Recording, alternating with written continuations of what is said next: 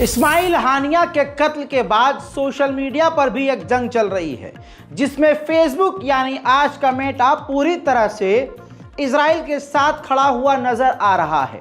हजरत मोहतरम, ये स्क्रीनशॉट आपके सामने शेयर कर रहा हूं। फेसबुक पर यानी मेटा पर अगर कोई इस्माइल हानिया के समर्थन में ट्वीट और पोस्ट कर रहा है तो उसके अकाउंट को मेटा डिलीट कर रहा है और उस पोस्ट को डिलीट कर रहा है।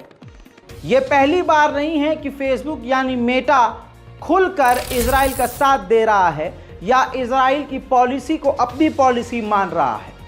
इजराइल का साथ हमेशा से ये फेसबुक, ये ट्विटर, ये इंस्टाग्राम, ये तमाम सोशल मीडिया प्लेटफॉर्म देते हैं।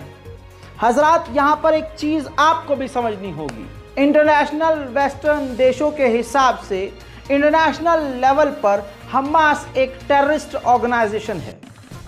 यानी आप सिंपल एक लाइन में समझ लीजिए, Hamas is a terrorist organisation. अगर आप ये लिखकर कोई वीडियो पोस्ट करते हैं तो उस वीडियो को ना फेसबुक डिलीट करेगा ना ट्विटर, लेकिन आप अगर हमास के समर्थन में कुछ लिखकर पोस्ट करेंगे तो तुरंत आप रडार पर आएंगे। पिछले 2-3 दिनों में ऐसे कई सारे यूट्यूब चैनल हैं जिनके अच्छे खासे सब्सक्राइबर थे और सालों की मेहनत थी, लेकिन हमास के समर्थन में उन्होंने कई सारा वीडियो पोस्ट किया, जिसके बाद हुआ ये कि उनके चैनल को ही यूट्यूब ने डिलीट कर दिया। यहाँ पर हम यूट्यूब को गलत नहीं कह सकते क्योंकि अंतर्राष्ट्रीय एक कानून है। उस इंटरनेशनल लॉ के हिसाब से एक टेररिस्ट ऑर्गेनाइजेशन घोषित किया हुआ व्यक्ति है कि ये व्यक्ति इस टेररिस्ट ऑर्गेनाइजेशन को चलाता है। अब उस हिसाब से YouTube को उसकी पॉलिसी को इस्तेमाल करना होगा और उस पॉलिसी को मानना होगा, चाहे आपकी नज़र में वो टेररिस्ट ऑर्गेनाइजेशन ना हो, ये ज़बरदस्ती का इल्ज़ाम हो, लेकिन YouTube के लिए वो टेररिस्ट ऑर्गेनाइजेशन है क्योंकि इंटरनेशनल लॉ के अंदर वो पारित है और अप्रूव है कि ये टेररिस्ट ऑर्गेनाइजेशन है। तो YouTube को आपके चैनल को, आपके कंटेंट को डिलीट करना ही होगा।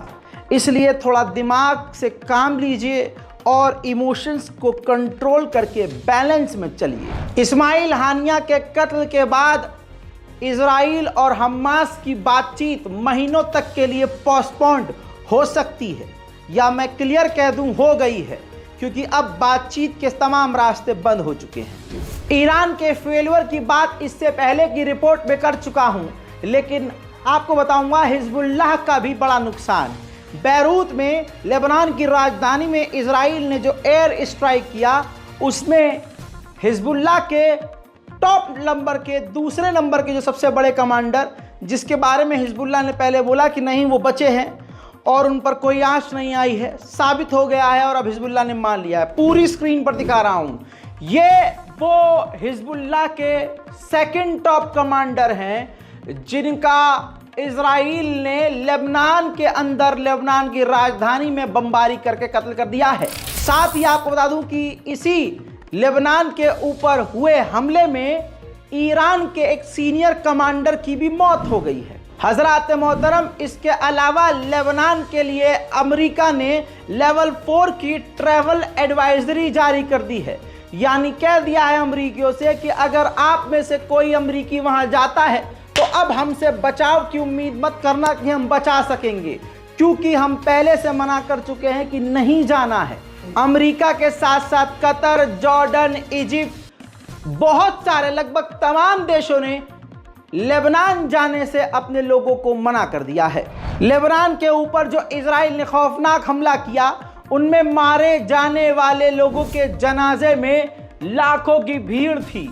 उनके जनाजे की तस्वीर इजराइल को दहला रही है, लेकिन इजराइल ने इसके बाद पंगा ये भी कर दिया कि इस्माइल हानिया का कत्ल कर दिया। तुर्की के फॉरेन मिनिस्टर ने कहा है कि इजराइल ने अमेरिका को अपना कैदी बनाया हुआ है और लेबनान पर भी हमला करने जा रहा है, जिसके बाद अमेरिका के पास कोई ऑप्शन नहीं होगा कि बस वो इजराइल को ही सपोर्ट करने के लिए मजबूर रहेगा। वहीं इजराइल ने गजा के अंदर कोई कमी नहीं करी है इन 3 दिनों में, बल्कि गाजा के अंदर बड़ी बमबारियां करके एक बार फिर से 2 पत्रकारों को कत्ल कर दिया है। हजरत मोहतरम, बैरूत, इजराइल ने लेबनान की राजधानी बैरूत पर जब हमला किया उसमें 7 लोग शहीद हुए और 80 से ज़्यादा लोग घायल हैं, जिन 80 में से 15 से 20 क्रिटिकल कंडीशन में हैं। उधर इजराइल के विदेश मंत्री ने कहा है कि हिजबुल्लाह को लिथानी रिवर से पीछे हटना ही होगा, वरना लेबनान के साथ फुल स्केल पर जंग शुरू हो जाएगी। उधर मेरे दोस्तों, तुर्की की रजब तैयब एर्दोगान की धमकी और टेढ़ी आंख के बाद फिलिस्तीन अथॉरिटी के राष्ट्रपति महमूद अब्बास पटरी पर आ गए हैं। अब वो मान गए हैं कि वो अब तुर्की के पार्लियामेंट जाएंगे और नेतन्याहू की तरह जैसे उसने अमेरिका को संबोधित किया वैसे तुर्की के पार्लियामेंट में वो पूरी दुनिया को जाकर संबोधित करेंगे। हजरत, गाजा के मकानों को तबाह करके उनके लोगों का, गाजा के लोगों का मजाक उड़ाने वाला वीडियो बनाकर सोशल मीडिया पर पोस्ट कर रहे हैं इजराइल के फौजी।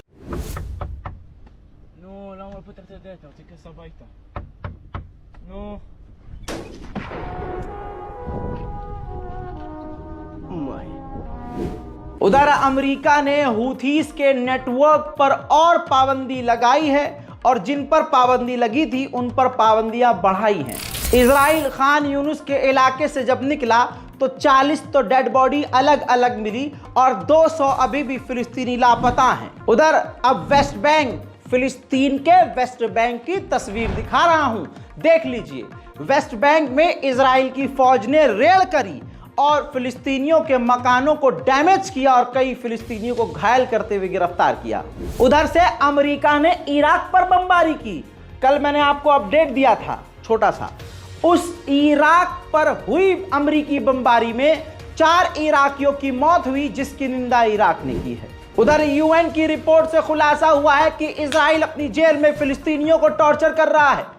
जिनको नींद आ रही है उनको करंट से झटके दे रहा है, लोगों के ऊपर पानी डाल रहा है, लोगों को सोने ही नहीं दे रहा है, कैदियों को भूखा प्यासा रख रहा है और अंधेरे में रख रहा है, और साथ ही जो थोड़े हिम्मत वाले हैं उनके ऊपर कुत्ते छोड़ रहा है। उधर इजराइल ने खुद अपने मुंह से बताया है कि जब से ये जंग चल रही है 7 अक्टूबर से अब तक हमने अमेरिका से $11 बिलियन के हथियार लिए हैं। वहीं यूरोपीय यूनियन फिलिस्तीन की मदद के लिए फिलिस्तीन को 40 मिलियन यूरोज देगा।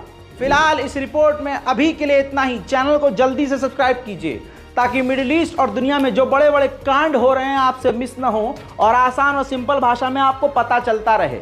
मैं हूं रजा और आप देख रहे हैं रजाग्राफी। जय हिंद।